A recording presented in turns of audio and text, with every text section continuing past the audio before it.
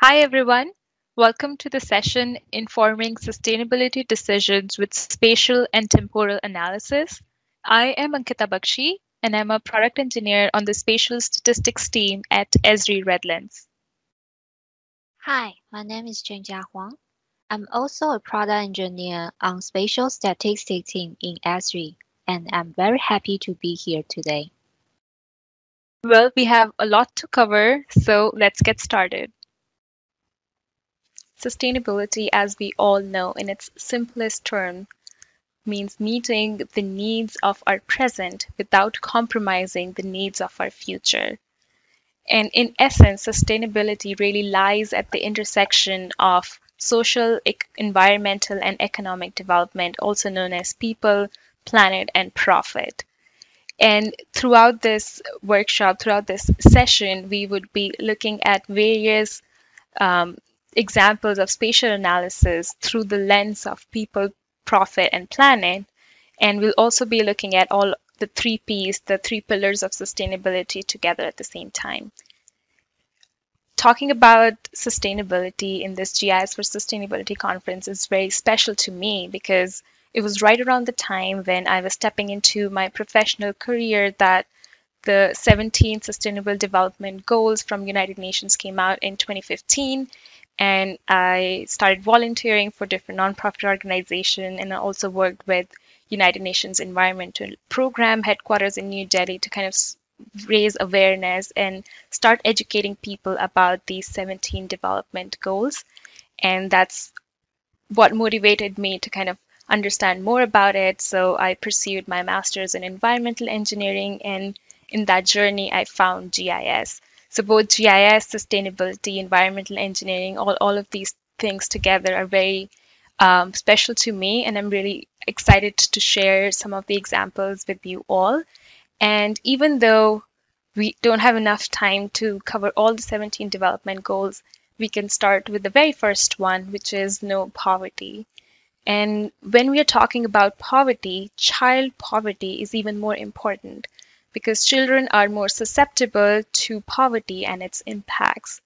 And UNICEF, in its response to No Poverty Sustainable Development Goal, has said that countries have shown that with continuous effort and actions, this goal can be achieved and poverty could be eradicated. But even before we take the action, we need to know where to take that action. We need to know where we should focus and create targeted policies to really eradicate poverty.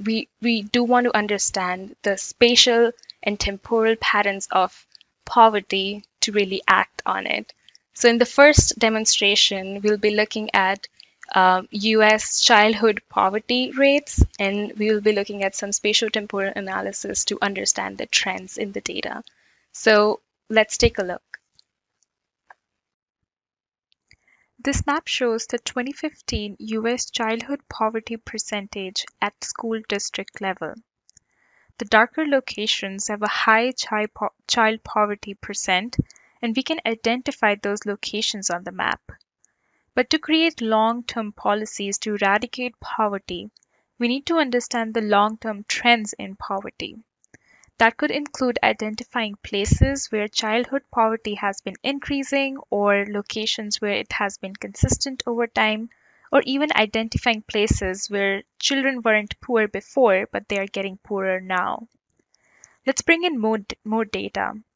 So this table has childhood poverty rates for 15 years from 2015 to 2015. To find trends in this data, we can create a spacetime cube. If I had to define the spacetime cube in simplest terms, just imagine 15 of these maps, one for each year, stacked at the top of each other. So that would look something like this. So I created the spacetime cube using Define Locations tool. And now I can run hotspot analysis to identify those trends that we just talked about. We can either let the tool choose an optimal scale of analysis, or we can provide our own scale. Like I have used 16 spatial neighbors and one temporal neighbor as the scale of my analysis. Once you run this tool, in the table of contents, you'll find a long legend with different categories in which each of the location is symbolized. Some of the categories are very intuitive, like intensifying hotspots, meaning these are the locations where the child poverty z-score values have increased over time. Or persistent hotspots, meaning the locations have persistently been observed as a hotspot with no increasing or decreasing trends. The bluer location on the map shows the poverty rates are lower in these areas than the rest of the country. While most of this part of the country shows either consecutive hotspots, intensifying, or persistent hotspots, there are certain locations where you can see oscillating cold spots or oscillating or sporadic hotspots. We can understand these patterns better if we see those results in 3D. So I ran this Create Visualize Spacetime Cube in 3D tool to visualize these results in 3D. So let's focus into California and see how we can interpret the results better by understanding the results in 3D. So for instance, we see sporadic hotspot here. And if we overlay the results of the 3D analysis on the top of this 2D map, we can see that for the beginning period, this location was a hotspot. Then it wasn't a hotspot for a while, and then again it became a hotspot, showing a sporadic behavior in this location, which corresponds to what this 2D map shows. We can also identify other locations. For instance, this is a persistent hotspot, so we see this location has been a hotspot persistently. And if we investigate further, let's see this sporadic cold spot. We can see this location was a cold spot for a while, then it wasn't a cold spot, then it was a cold spot. So it was a cold spot sporadically throughout the time we are looking our analysis at. By identifying different trends, we can prioritize high-risk areas and take actions. We can also identify places that have similar trends using time series clustering tool. The tool clusters those locations together which either had similar values in time or similar time series profile. And when I say time series profile, it means those locations might have experienced an increase or decline in childhood poverty around the same time. Even though the values could be very different, they share the same time series profile. You can either choose to provide number of clusters that you're looking for in this tool or let the tool find an optimal number of clusters for you. And you can also cluster based on similar values, or you can also cluster based on profiles. So here we are clustering on the basis of similar profile. In the output, we can see those clusters, but to understand the profile of these clusters, we can use the output charts that the tool creates. So we can identify the first cluster was all zeros, which when I dig a little bit deeper, I found that those were the locations of the island. So I can filter that out and focus on these three clusters that the tool detected for the entire US. We can see that the cluster in yellow had a high poverty rate, which kind of started declining, and then it kind of started declining even more. The cluster in green, we can see, had a steadily increase in the poverty percentage, but then it started declining towards the end. The cluster in red has been increasing over time. These are the profile, the average time series of all the three clusters that we found. But we can actually investigate each location by clicking on that location and seeing on a pop-up chart what the time series looks like for that location. So we can see that in the solid line, we see this is the time series of that location, and the dotted line represents the average time series of that cluster. So we can see the similar profile that time series has been increasing and then it started decreasing a little bit at the end. We can also investigate other locations and see similar trends here. With the help of both hotspot analysis and time series clusterings, we can start identifying places where not only places that are getting more poverty are places of interest, but perhaps the places which have been increasing over time are also the places which needs attention. So kind of combining these two results would really help us understand how to prioritize those locations.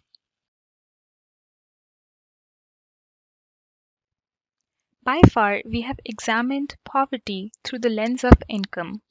However, UNICEF defines child poverty as multidimensional, which extends beyond income. While providing resources and formulating policies, it is essential to do that equitably. In the US, certain communities could be more vulnerable because of their race and ethnicity. Using a bivariate map, we can identify the locations where both the values of child poverty and minority population are high. Let's apply the symbology. And on the map, the locations where both poverty and minority population are high correspond to the dark blue locations. The darker pink areas correspond to the places where poverty is high, but the minority population is low. Though a corporate map is a good starting point to identify some relationships, what we need next is a way to quantify these relationships. That brings me to this tool called local bivariate relationships, which identifies and finds statistically significant relationships between two map variables. And how does the tool do that? It uses a fundamental concept of information theory called entropy and finds relationships like positive linear, negative linear, or complex relationships between these two variables. Let's look at the output of local bivariate relationships tool. In an ideal world, the output should have been a completely white map with no significance between childhood poverty and minority population. However, we do seem to see some swatches of the country in pink, meaning that there's a positive relationship between the two variables, and that's statistically significant. And to see what this relationship looks like, I can click on any of these locations and instantly see on a pop-up chart that as the minority population increases, so does the childhood poverty percentage.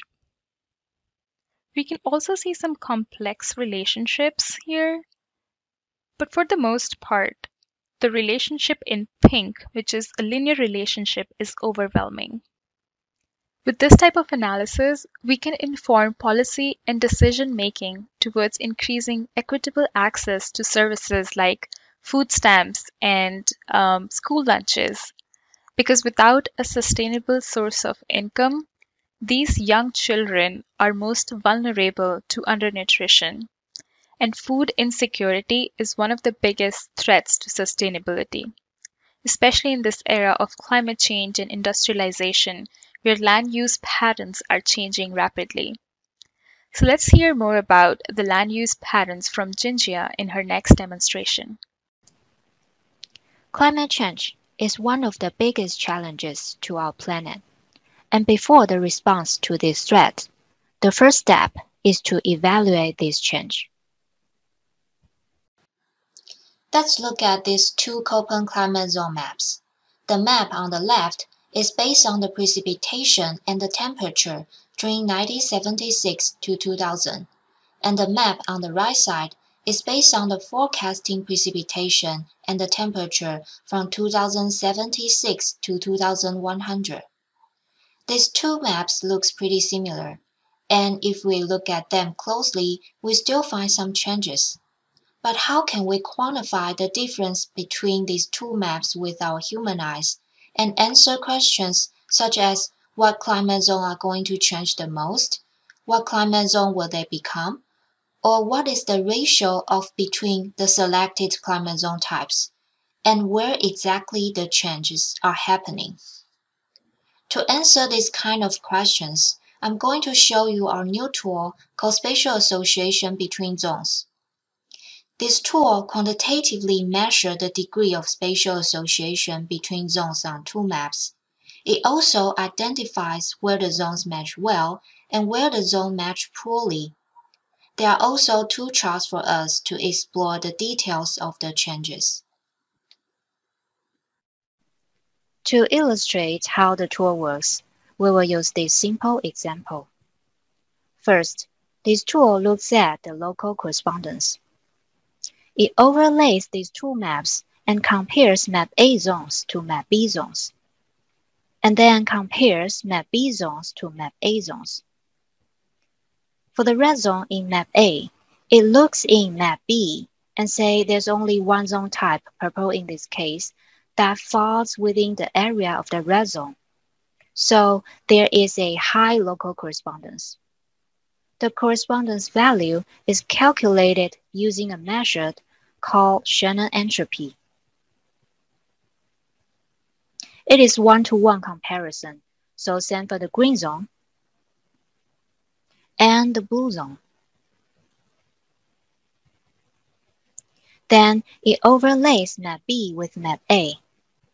For the purple zone, there are actually two zone types that fall in that area, so there is a low correspondence.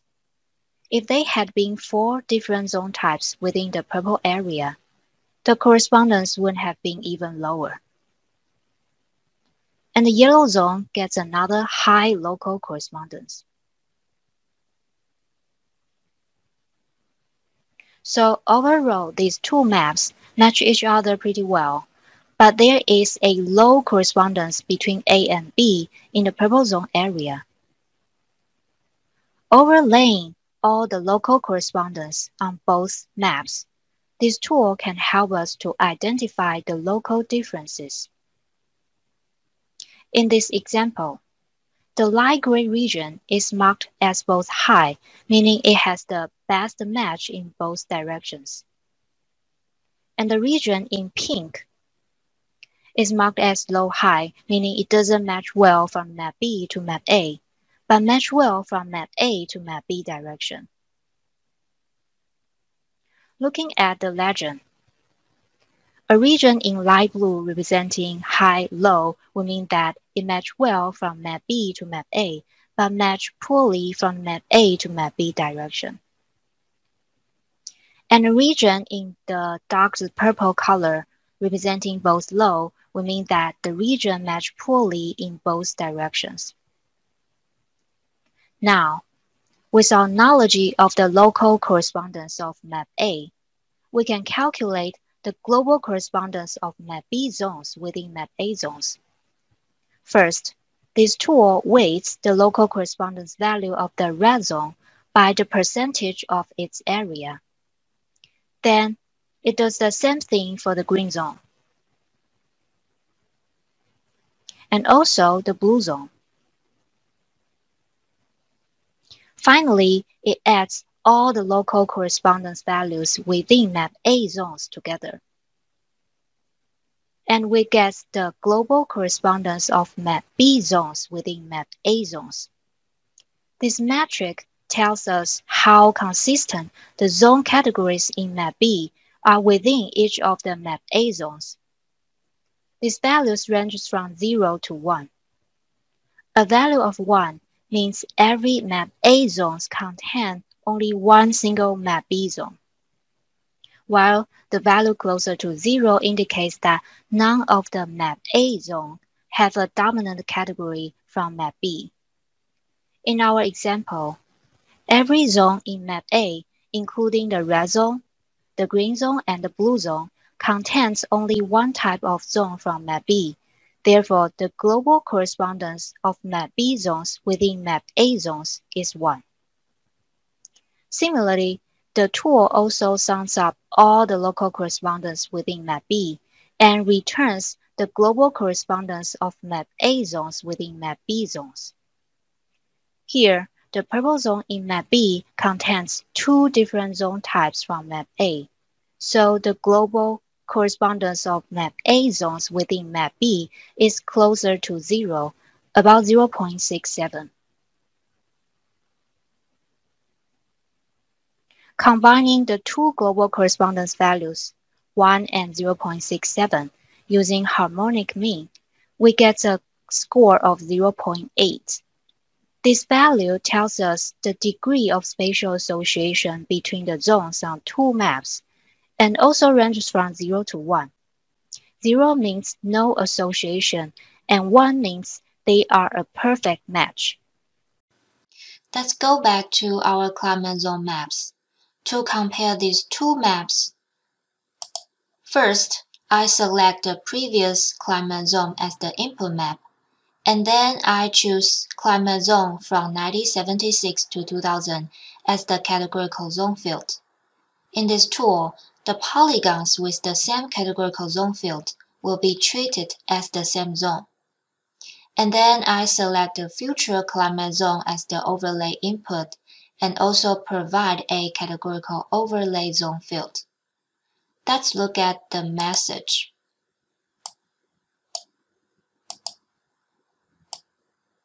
As you can see, the global measure of spatial association is about 0.6, which means these two maps are pretty similar in general. The output features in bivariate colors also help us to explore the local differences. The lightest gray colors indicate the high correspondence between two maps in both directions. Look at the map. Northern and Southern Africa, and the southwestern region of North America, and the Western Australia are all in the lightest gray. It means that the hard desert climate zone will stay relatively constant across 100 years.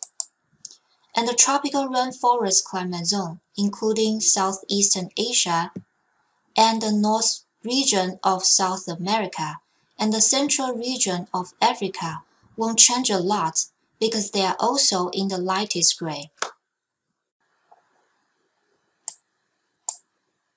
Darker shade of blue indicates the future climate zone match well to the previous climate zone, but the previous climate zone doesn't match well to the future climate zone. Simply speaking, it means this climate zone is breaking into various climate zones in the future. Look at one of the blue regions on the map, Tibet. Its tundra climate zone will be decomposed into various climate zones in the future. You might want to dig in more about the change, so let's open the first chart.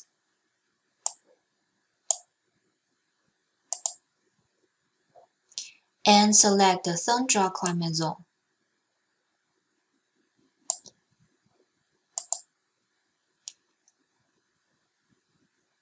As you can see here, only about 21% of previous tundra climate zone will stay the same in the future. However, about 46% of previous tundra climate zone will become subarctic climate zone, and the rest of them will become other types of climate zones.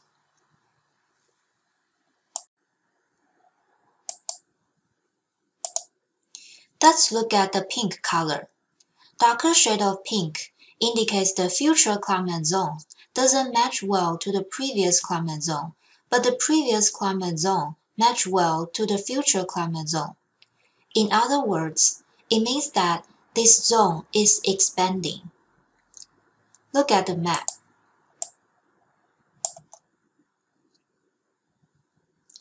The central region in Africa and Brazil are both in pink color.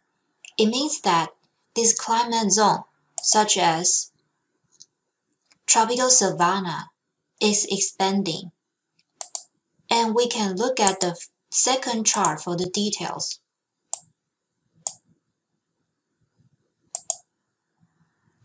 Select the tropical savanna.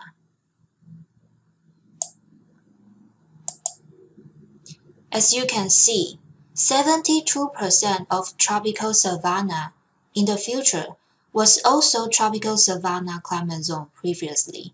However, the rest of part used to be other humid climate zone, such as tropical monsoon and monsoon-influenced humid climate zone.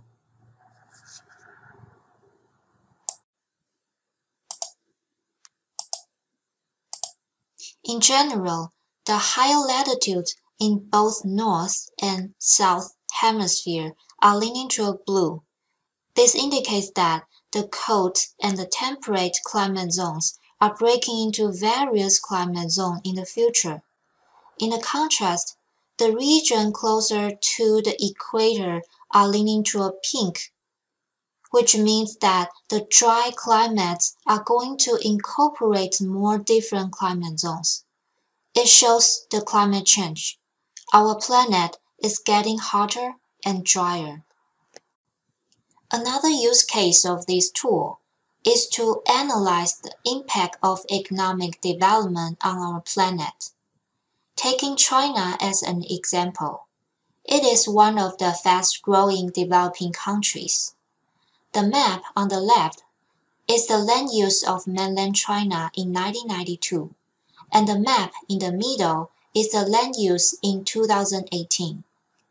You don't have to worry if any of this map is raster, because we built this tool for you to handle both polygon and raster inputs. Let's look at the result on the right. The northwestern region is in the lightest gray color. It means that this bare area matched the best between 1992 and 2018. In other words, the bare area did not change a lot over years. Another finding is that a large portion of the coastal area is in pink, meaning the cropland and the artificial building area, the red region on this map, were expanding. You might also notice a large area in the south is leaning to blue. They are grassland and forest. And the blue color here means they were breaking into various land use type from 1992 to 2018. By analyzing the overall changes between 1992 and 2018, and by investigating the output charts, this tool shows that deforestation is happening as the economic development continues to grow over the years. Thanks, Ginger. Though we just saw the impact of economic development on land use, profit is not a bad thing. We need the profits to develop, to grow and prosper. But at the same time, we need to balance the needs of our people and needs of the planet, thus reinforcing the fact that sustainability lies at the intersection of these three values. So next, by taking a look at California wildfires, we'll see how these three, people, profit, and planet, do not exist in silos, but are tightly integrated. In 2020 alone, 9,639 wildfires in California burned down 4 million acres of land, destroyed over 10,000 structures, and tens and thousands of people were evacuated. And it costed over $12 billion, tremendously impacting our people, our forest, and the economy of the state. Though we cannot change the past, we can better equip ourselves with what might happen next into the future if we don't change our present. Using some powerful time series forecasting analytics, we can understand the complex patterns in the past to make future prediction. So let's take a look. On this map, we are seeing the Cooperative Observer Program, or COOP stations, which collect daily weather information throughout the state. I'd like to thank NCAR and UCAR for providing the daily temperature and precipitation data recorded at these stations from 1950 to 2004. The data was initially stored in a netcdf format, which is common for such type of multidimensional scientific data. So step one was to take these netcdfs and create feature layers with maximum daily temperature and precipitation values using the Make netcdf feature layer tool. The resulting layers each contain about 13 million daily observations for a period of 54 years.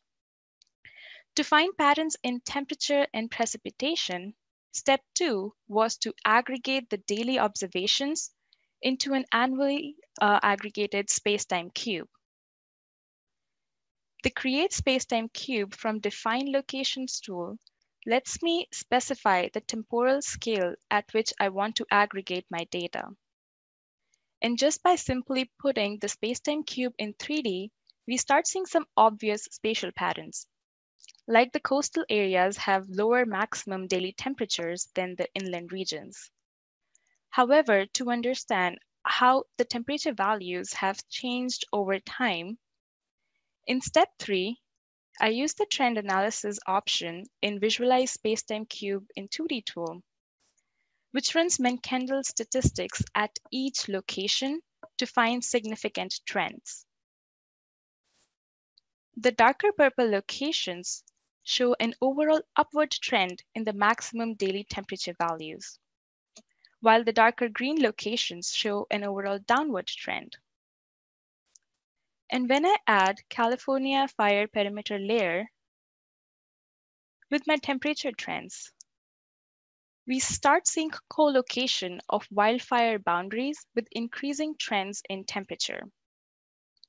And when I add precipitation to this equation, it reinforces the fact that, in fact, these locations are getting hotter and drier, making a perfect recipe for wildfires in the state.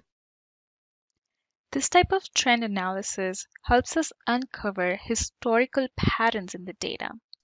What I'm excited to show you next is a new set of capabilities that will enable us to look to the future and do forecasting.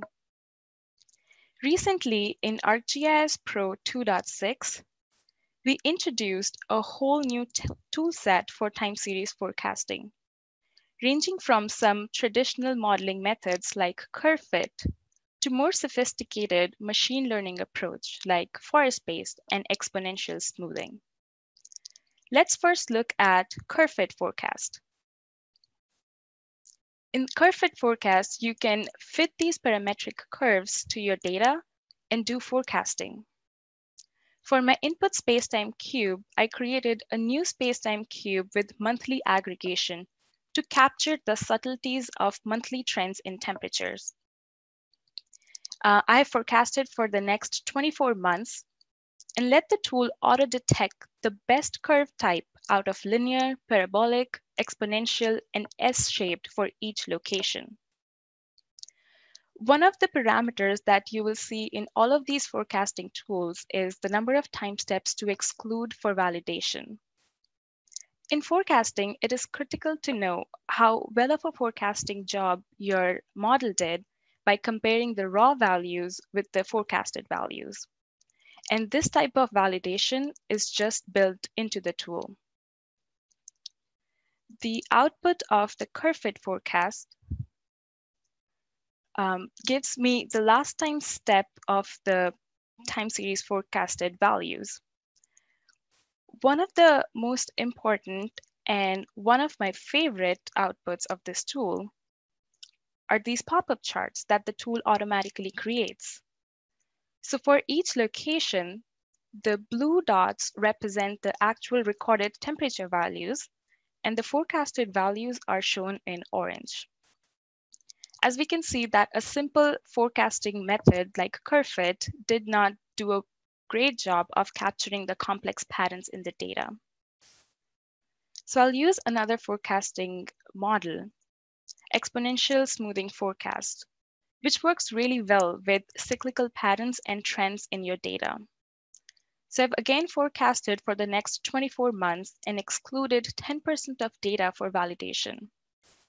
Since this method is recommended for seasonal data, here you can specify the season length in your data. However, if you don't know about this value, you can also leave it blank and let the tool find the season length for each location. And when I look at the output of this tool, we can see that this model was able to capture the complex trends and patterns in the temperature values better, with the orange values being the forecasted values and a confidence interval around the forecasted values. The tool was also able to detect 12 months as the season length, which makes perfect sense for a monthly aggregated temperature data like this.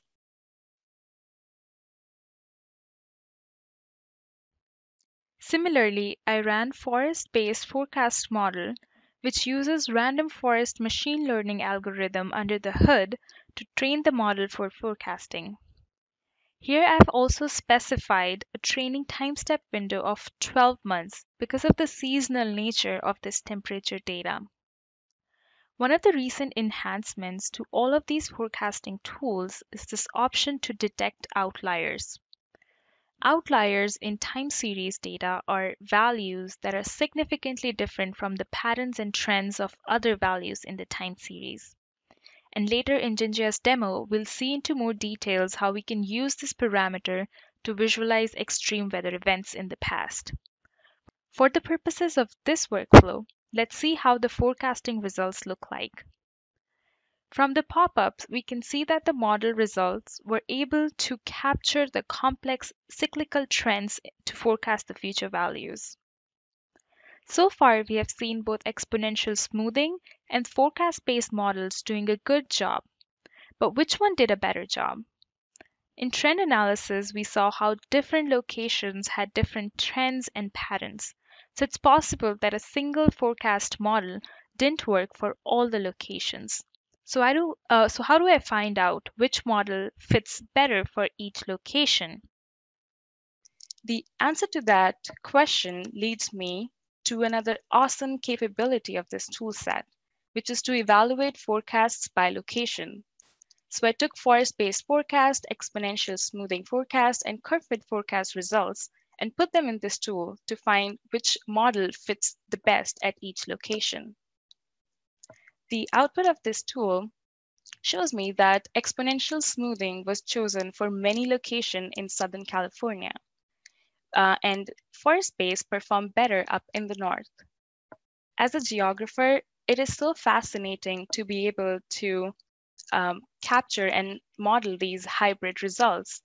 And even if time series forecasting isn't explicitly spatial, you start seeing these spatial patterns in your data just by looking at which model gets chosen.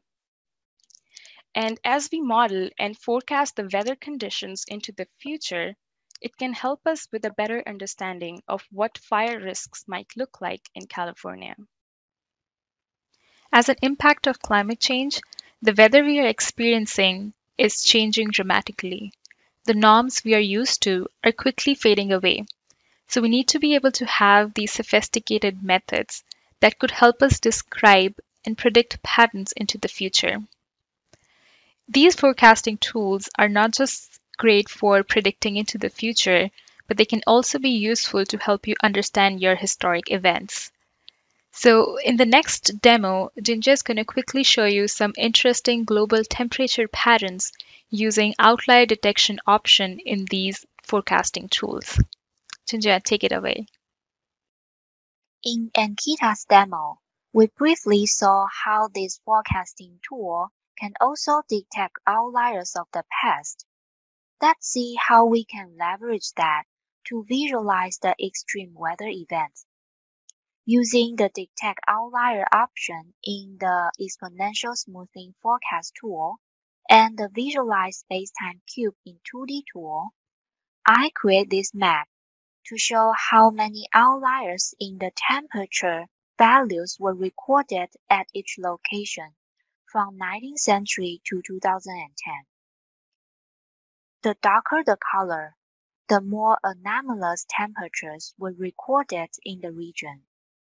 In fact, we can go a level deeper to see which outliers were recorded above and below the expected temperature. Using Visualize SpaceTime Cube in 3D tool, I create this chart showing the distribution of the outliers across years. And we notice that there are more outliers in the recent years. This result matched one researcher's observation that there is an increase in the extreme weather events. Once we visualize these outliers on two different maps, we can find that there are more above-it outliers on the cold climate region and the hot climate region, while the below-it outliers are more common in the temperate climate region. Although we still need more research to explain these spatial patterns, this could be a good starting place to look at the specific extreme weather events. Not do we see the spatial patterns with outliers, but we can also see how rapidly the temperatures are rising or falling at different locations over the years. We can fit a linear model to our annual temperature values, and the tool returns the linear equations of each time series for us. After extracting the slope from these equations, we are able to visualize how fast the temperature increase or decrease at each location.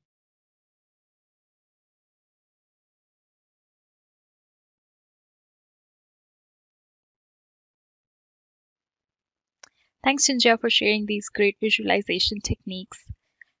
To wrap up, we would like to leave you with some resources, and we'll share the slide deck with you so you have the links to access these resources.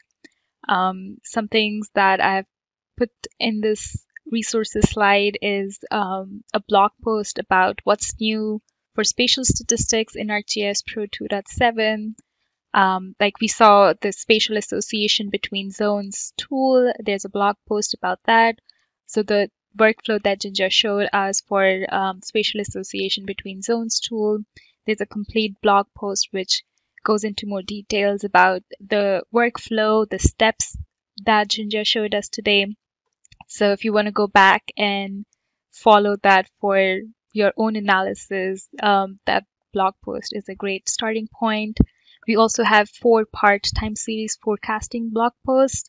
So like going into more details about all the forecasting tools that I showed today.